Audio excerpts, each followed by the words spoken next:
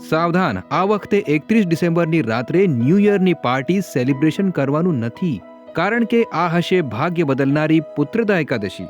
આ એકાદશીના દિવસે ભોગવિલાસ, માંસ દારૂની પાર્ટી, ડિસ્કો ડાન્સ, કુકર્મ વગેરે કરનારાના પુણ્યોનો ક્ષય થાય છે અને મહાન બરબાદી આવે છે, જ્યારે સંયમ, સદાચાર, વ્રત, ઉપવાસ અમૂલ્ય સાબિત થાય છે. શોર્ટમાં આ એકાદશીની મહિમા સાંભળીએ.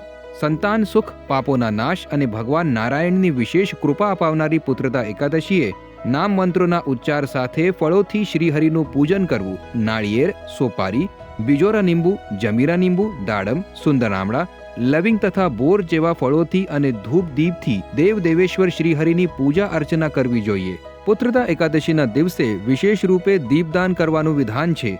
રાત્રે વૈષ્ણવ પુરુષો અર્થાત શ્રદ્ધા ભક્તિભાવવાળા સાધકો સાથે જાગરણ કરવું જોઈએ. જાગરણ કરનારને જે ફળની પ્રાપ્તિ થાય છે તે હજારો વર્ષની તપસ્યા કરવાથી પણ મળતું નથી.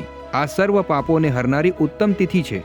ચરાચર જગત સહિત સમગ્ર ત્રિલોકીમાં આનાથી વધારે બીજી કોઈ તિથિ નથી.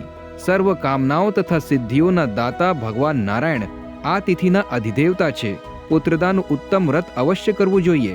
જે મનુષ્યો એકાગ્ર ચિત્ત થઈને પુત્રદા એકાદશીનું વ્રત કરે છે તેઓ આ લોકમાં પુત્ર પ્રાપ્ત કરી મૃત્યુ પછી સ્વર્ગગામી બને છે. તેના મહાત્મ્યને વાંચવા અને સાંભળવાથી અગ્નિષ્ટોમ યજ્ઞનું ફળ મળે છે.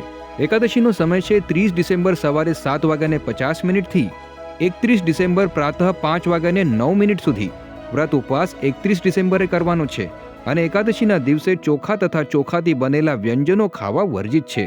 હવે એકાદશી વ્રતના પુણ્ય પ્રભાવથી ધનભાગી બનવું છે કે 31 ડિસેમ્બરને મોજ મસ્તી પાર્ટી કરીને બરબાદીની ખાઈમાં પડવું છે, નિર્ણય તમારો હશે. હરિઓમ.